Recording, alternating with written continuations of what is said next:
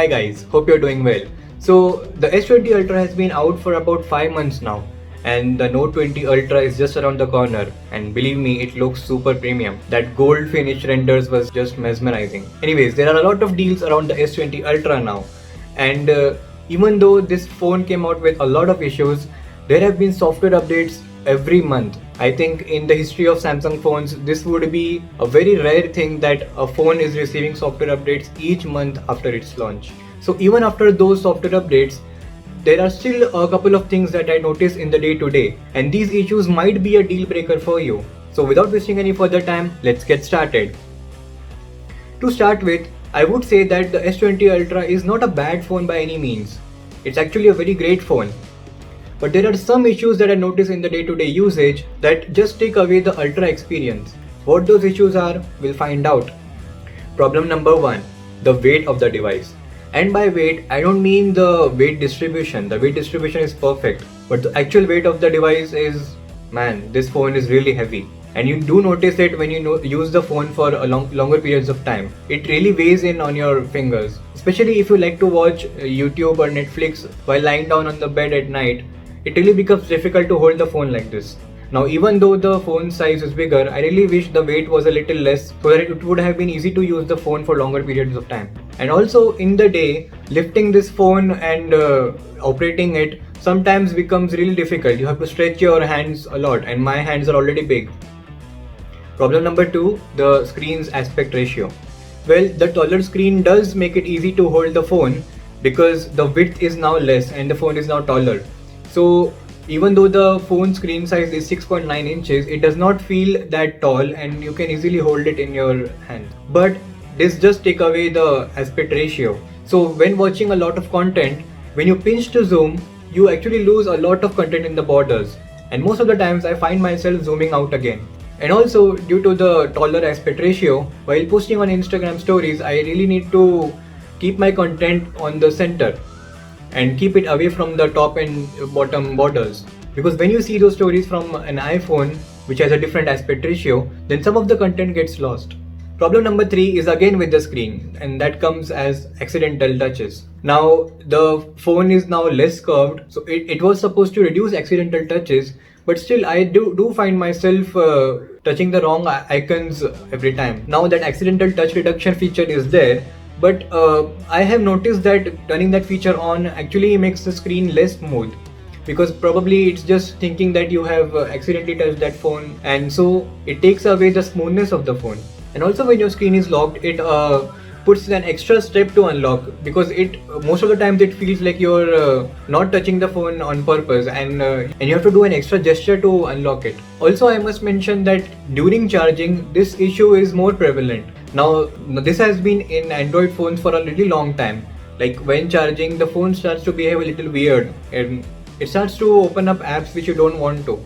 But it's sad to see that even in a 2020's flagship phone, this is still there. Probably it is due to that super fast charging, but then that feature is a lot useful. Problem number 4, the biometrics.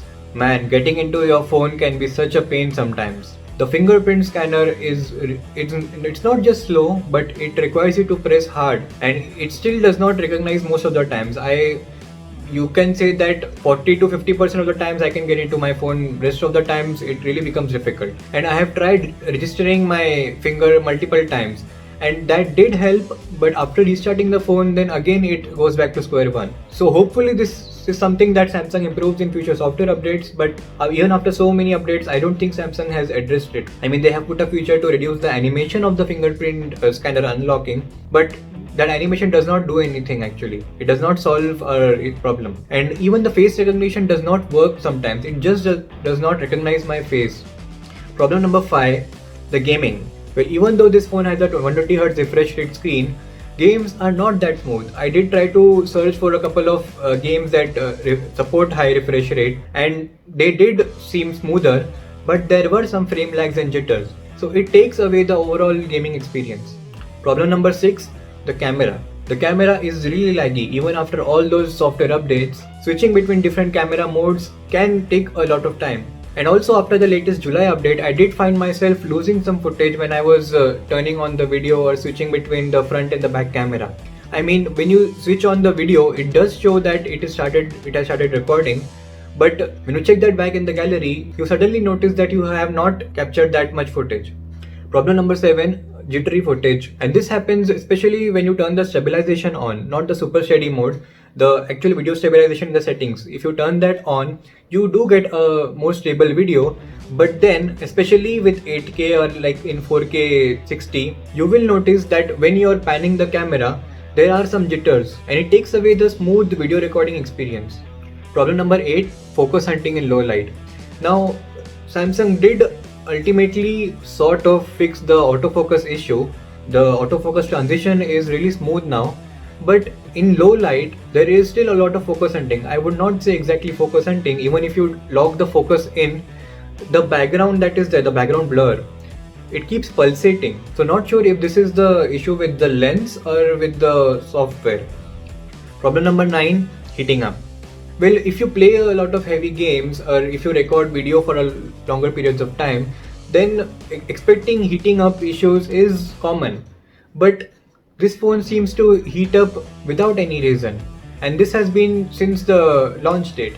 I tried to close all the background apps and still sometimes the phone heats up. So maybe this is something with the One UI operating system. Hopefully this can be fixed with future software updates. Problem number 10, the night mode. Well, in my previous videos, I've actually praised the night mode a lot and I still would. But this night mode is good only for objects, different objects. It's not good for people. Because the way this night mode works is, it over sharpens and boosts up the colors. So this looks really good on subjects like guitars. But on people, this can make a weird effect. Also, even though you switch to the night mode, the long exposure is actually decided by the phone. So even if you are on night mode and you want the algorithm to work and do its sharpening, it still sometimes determines not to use a longer exposure on its own. So guys, this was it. Now I'm going to say this again, even though these problems are there, this does not mean that this phone is a bad phone by any means. And to say, most of these problems that I mentioned also have a much positive side to them. And for this, do watch my other video that I'll be posting about the 10 positive aspects of this phone. So make sure you subscribe to this channel and do let me know if you have any suggestions in the comment section. I'll catch you in the next one. Peace.